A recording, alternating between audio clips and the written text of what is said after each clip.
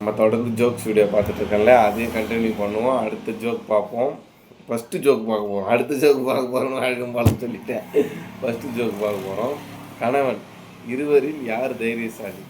கணவன் மனைவிக்கு இடையே நடந்த சண்டையின் போது கணவன், உன்னை பார்த்து நான் பயப்படுறேன்னு நினச்சிடாத அப்படின்னு சொல்கிறார். மனைவி, பொய் சொல்லாத, என்னை பெண்ணு பார்க்க வரும்போது 6 பேரோட வந்தேன், நிச்சயம் பண்ணும்போது 100 பேரோட வந்தேன், தாலி கட்டும்போது 500 பேரை கூட்டிகிட்டு வந்தேன், ஆனால் கல்யாணத்துக்கு அப்புறம் நான் உங்கள் வீட்டுக்கு தனியாக வந்திருக்கேன் பார்த்தியா, இப்போ புரியுதா யார் தைரியசாலின்னு?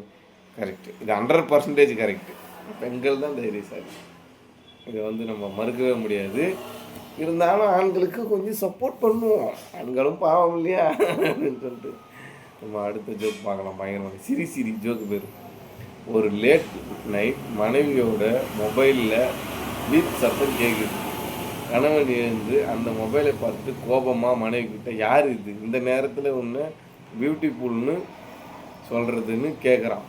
மனைவி, அட யாருடா அது, நம்மளையும் யாரோ அழகுன்னு சொல்கிறாங்களேன்னு ரொம்ப ஆச்சரியமாக எந்திரிச்சு மொபைல் பார்த்துட்டு அவரை விட கோபமாக கத்தினான்.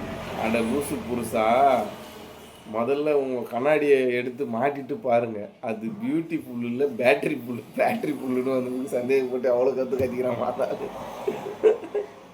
இந்த மாதிரி நடக்கும், கண்டிப்பாக நடக்கும், நிறைய விஷயத்தில் நடக்கும். குடும்ப விளக்கு, குடும்ப குத்து விளக்கு சொல்லுவாங்களா, குடும்ப விளக்கு. கோபத்தில் புருஷனை போட்டு அடித்து மண்டையை உடைச்சி டாக்டரிடம் கூட்டிகிட்டு போய் ஊசி போடும்போது அழுதுகிட்டே டாக்டரிடம் பார்த்து ஊசி போடுங்க அப்படின்னு சொல்லும் போது அவர் வலி தாங்க மாட்டாருன்னு சொல்கிறா பாரு, அவள் தாயா குடும்ப குத்து விளக்கு பொண்டாட்டியா. அதான் பாய், அது அடிக்காமலே விட்டு போயிடலாம்ல.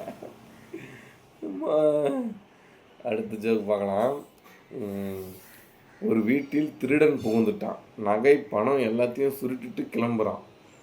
அந்த வீட்டில் உள்ள ஒரு வாண்டு பார்த்துருச்சு. அது அவனை பார்த்து என்ன சொல்லிச்சு தெரியுமா? மரியாதையாக என் ஸ்கூல் பேக்கையும் எடுத்துகிட்டு போ, இல்லை அம்மாவை எப்படி சொல்லிச்சா. இது எங்கே கேட்ட மாதிரி இது இல்லை, பயங்கரமான ஜோக்குவா இது.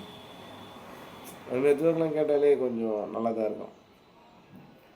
லீவ் அட்ராசிட்டி, அடே இது என்ன புது கணக்காக இருக்குது, ஒரு நாள் லீவ் கேட்டது குத்தமாயா? வேலை செய்யும் அலுவலகத்தில் சென்று உங்களுக்காக ஒருவர் முதலாளியிடம் போய் ஒரு நாள் லீவ் கேட்கிறார். முதலாளி, அந்த கதையை நாங்கள் படிச்சிட்டோம் ஆல்ரெடி, இது முடிச்சுட்டு நம்ம வேறு ஜோக்கு போயிடலாம், ஏன்னா இது நம்ம பெருசாக ஆல்ரெடி படிச்சிட்டோம். அவர் மொத்தமாக ஒரு நாள் தான் வேலை செய்கிறீங்க, அதே ஒழுங்காக செய்ய மாட்டேறீங்கன்னு சொல்கிற அளவுக்கு அந்த ஜோக் முடியும். நாங்கள் ஆல்ரெடி பார்த்துட்டோம், நம்ம அடுத்த ஜோக் பார்த்துடலாம். எனக்குன்னு என்று எதுவும் வேண்டாம் கடவுளே, என் அம்மாவுக்கு மட்டும் ஒரு சூப்பர் ஃபிகர் மருமகளாக வரணும், அது போதும் எனக்கு. நீங்கள் டேரெக்டாக கேட்டுடலாமே, எனக்கு ஒரு நல்ல பொண்ணு மருமகளாக வரணும்னு. அடுத்த ஜோக் பார்க்கலாம். ஆண்டி, அம்மா ஒரு கப் சீனி கேட்டாங்க, தரங்குட்டி, வேறு என்ன சொன்னாங்க? இந்த கிறுக்கி தரலன்னா எதிர் வீட்டு ஆண்டி என்ன கேளுங்கன்னு சொன்னாங்களாம். குழந்தைங்க தான் யாராவது சொல்லி அப்படியே போய் போட்டு கொடுத்துட்டு வந்துடும். அடுத்த ஜோக் பார்க்கலாம். ஒரு டீச்சருக்கு ஒரு